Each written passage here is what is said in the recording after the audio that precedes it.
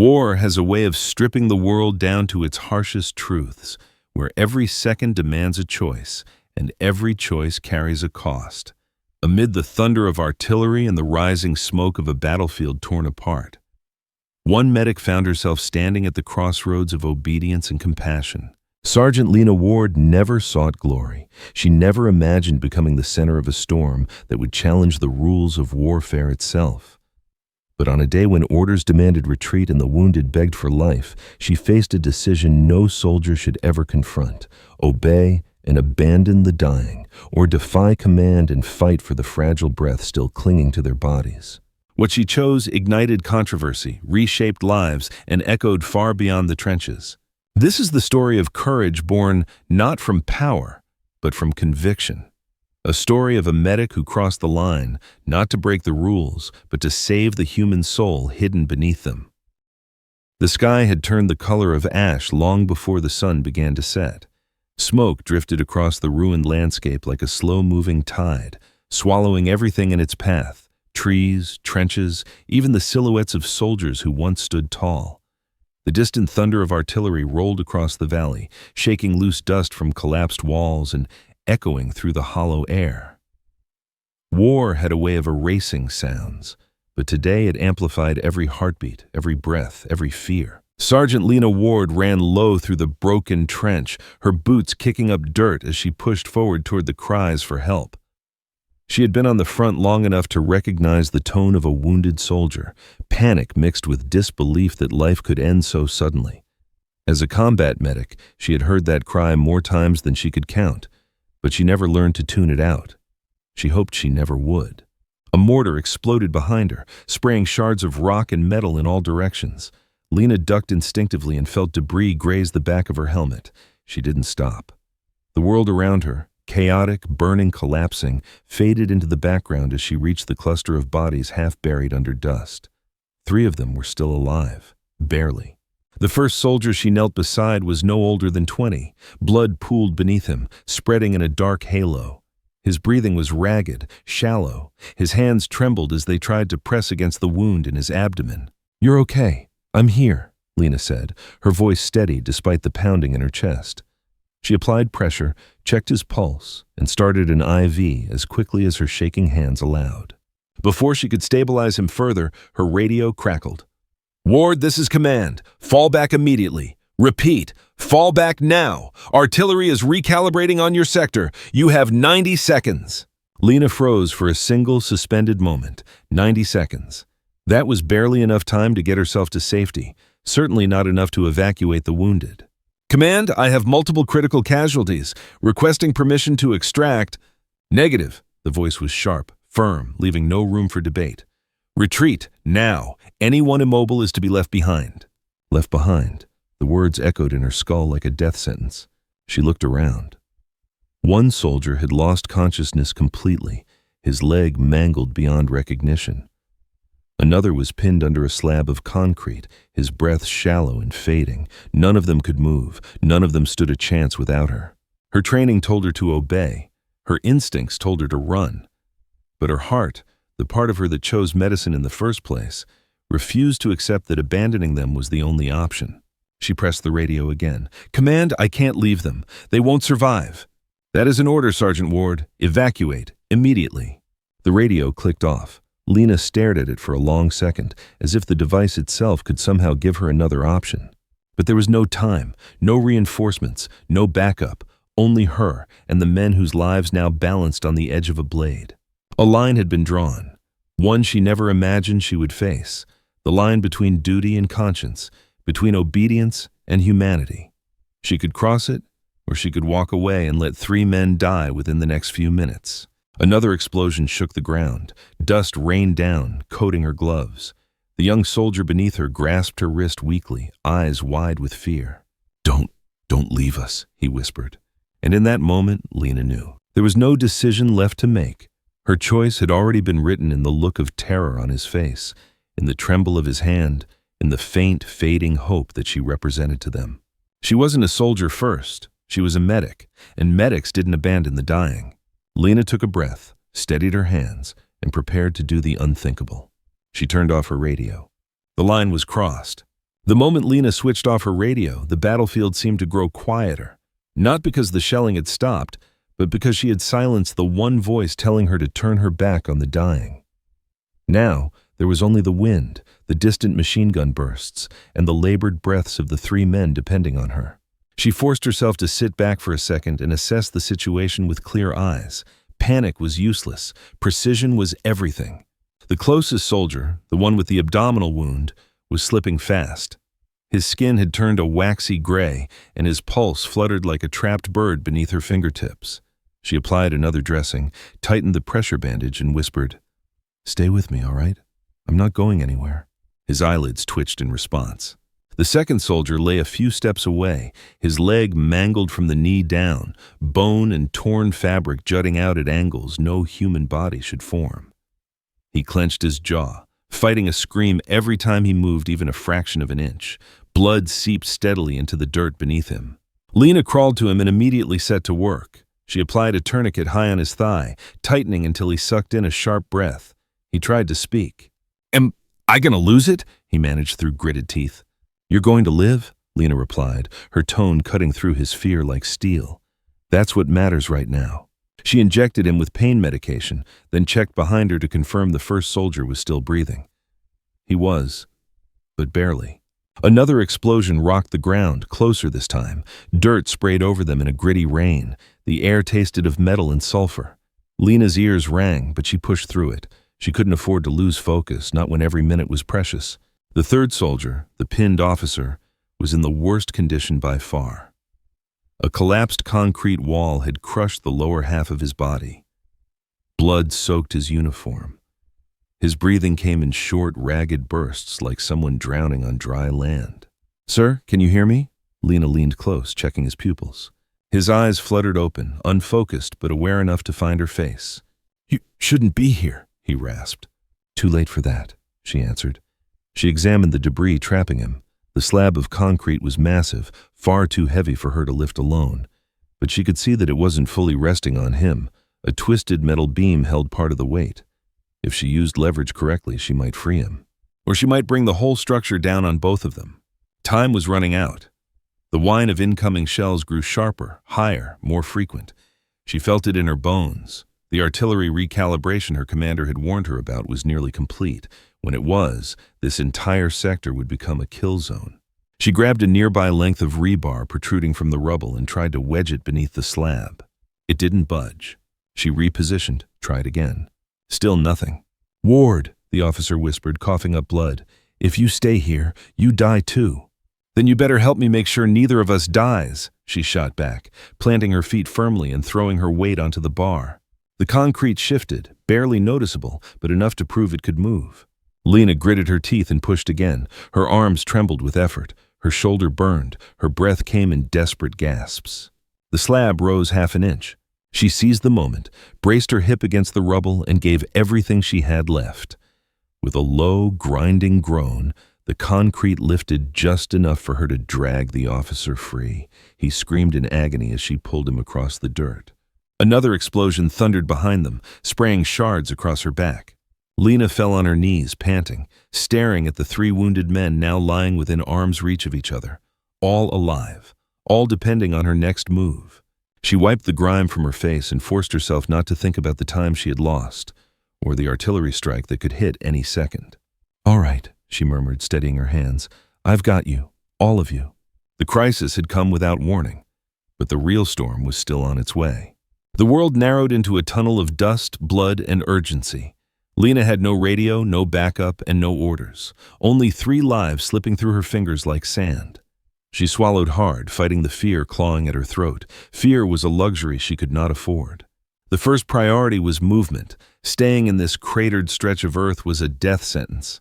The artillery could drop on them at any second, and she knew that the recalibration window her commander warned about was nearly over. She needed to relocate the wounded, far enough to escape immediate impact but close enough that she could still treat them before they bled out. "All right," she whispered to herself, wiping sweat and grime from her face. One by one. She returned to the young soldier with the abdominal wound. His eyes fluttered open when she lifted his shoulders. "Ma'am, are we leaving?" he whispered. "We're living," she corrected, hooking her arms under his torso. Hold on to me. He tried. His grip was weak, trembling, like a child holding on to the last threads of consciousness. She pulled him across the dirt, inch by inch, feeling every second stretch into eternity.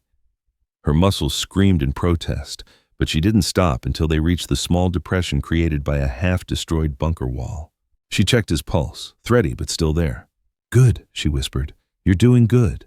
She sprinted back for the second soldier, the one with the mangled leg. He was heavier, his body limp from shock and blood loss.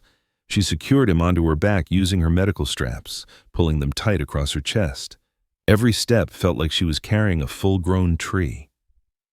The man groaned softly in her ear, his voice fading with each movement.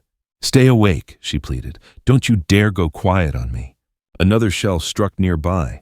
The shockwave knocked her sideways, sending both of them tumbling. Her ears rang violently. Her head spun, but she forced herself upright, dragging him the last few meters to join the first soldier. 2 down, 1 to go. The officer. She turned toward the rubble where she had freed him, and for a heartbeat, she froze. Not from fear, but from sheer exhaustion. Her legs shook. Her arms felt like wet rope. She didn't know if she could lift anything else today. But quitting now meant his death, and she hadn't crossed that line just to stop halfway. Lena pushed forward, her boots sinking into the churned-up soil. The officer lay where she left him, his breathing shallow, each rise and fall a battle. "Sir," she said, sliding an arm under him, "I'm getting you out of here." "You should leave me," he managed, voice cracking. "You've done enough." "Not even close." She locked her jaw. "Put your arm over my shoulder." It took everything they had, but together, slowly, painfully, they began to move. His weight collapsed on her more than once, nearly bringing both of them down. She dug her heels into the earth, used every burst of adrenaline still left in her body, and hauled him forward, half dragging, half carrying. A distant whistle pierced the air. Incoming. Her heart lurched. She didn't think, she just ran. The explosion hit behind them like a mountain collapsing. The shockwave sent dust flying, rattling her bones. She shielded the officer with her body, taking the brunt of debris that pelted her back and shoulders. But she kept moving. One step, then another, until finally, she dropped beside the other 2 soldiers, breathless, shaking, her lungs burning. They were together, all 3 alive, all 3 saved from the immediate line of fire. But Lena wasn't finished. She checked their vitals, retightened bandages, reevaluated the officer's crushed ribs, and repositioned everyone into the safest posture she could manage. Her hands were steadier now, not because she wasn't afraid, but because she had chosen her path, and that choice gave her clarity. She looked back toward the battlefield she had defied, toward the smoke and ruin, and the orders she had abandoned. Her decision was irreversible, her fate uncertain, but the men beside her were alive. And for the first time since the day began, Lena allowed herself a single shaky breath. She had crossed the line, and she would cross it again. Not for glory, not for defiance, but for life. The gunfire eventually faded, the earth-shaking artillery stopped.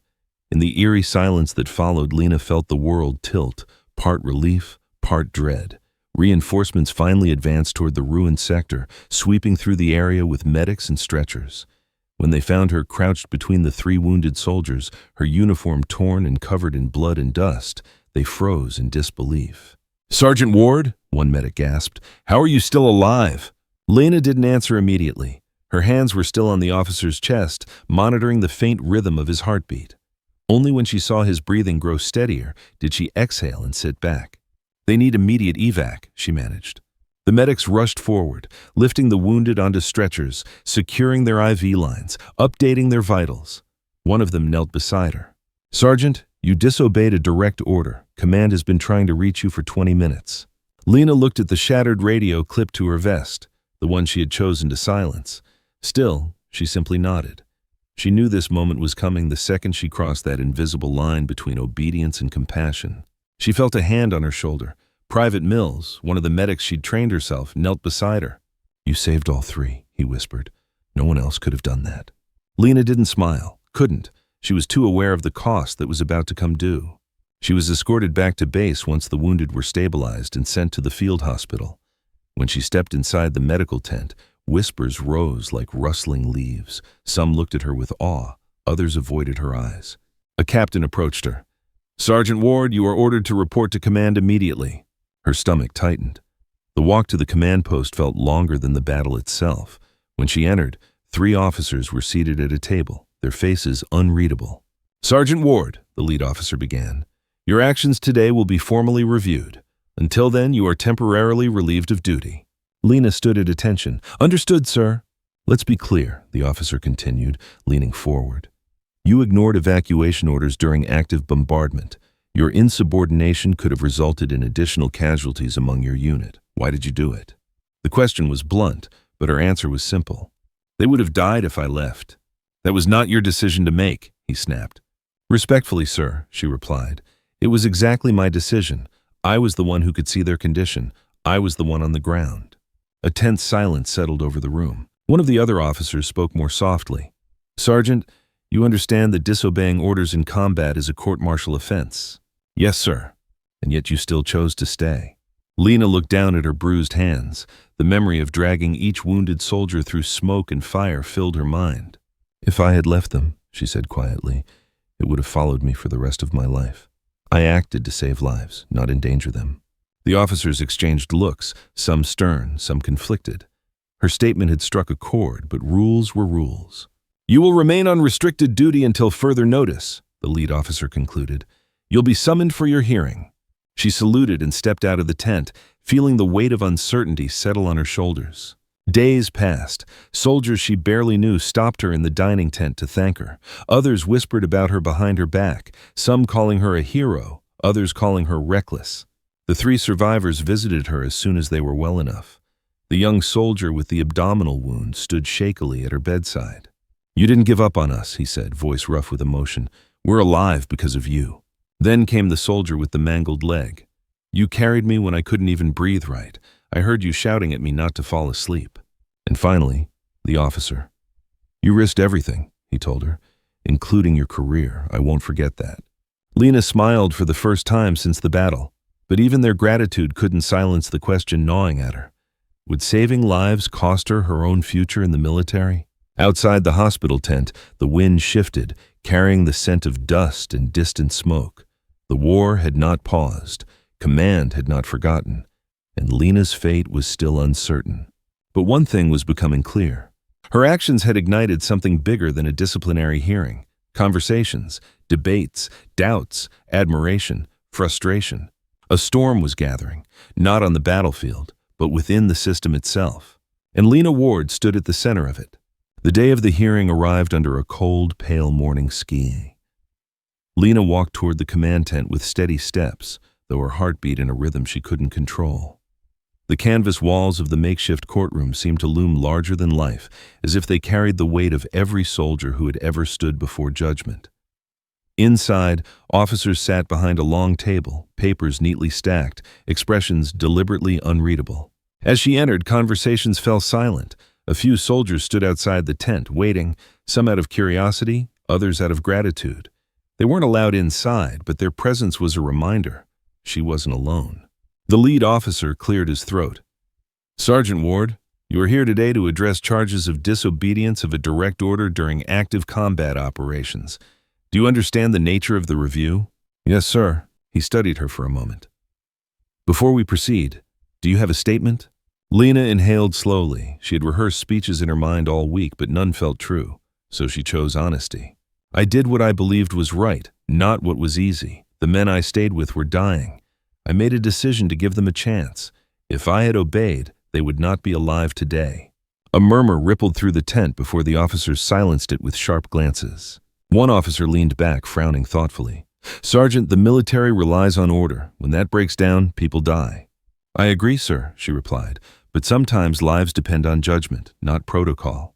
Another officer, older, with silver hair, tapped his pen lightly. Where do we draw the line, Sergeant Ward? If every soldier disregarded orders they disagreed with, we would collapse into chaos. Lena met his gaze with quiet firmness. Then let the line be drawn where life is preserved, not abandoned. Silence settled again, deeper this time. The officers dismissed her while they deliberated. She stepped outside, the air thick with tension. The 3 soldiers she rescued stood waiting. When they saw her, they straightened, offering small but genuine smiles. We told them everything. said the young soldier with the abdominal wound. "They know what you did, what it meant." The officer she had carried out of the rubble looked her in the eyes. "Whatever happens, Sergeant, understand this. You changed lives, mine included." Before she could reply, a messenger called her name. The officers were ready. Back inside, the verdict came without theatrics. "Sergeant Ward," the lead officer began, "this council recognizes the gravity of your actions and the consequences they could have caused. However," Lena's breath caught.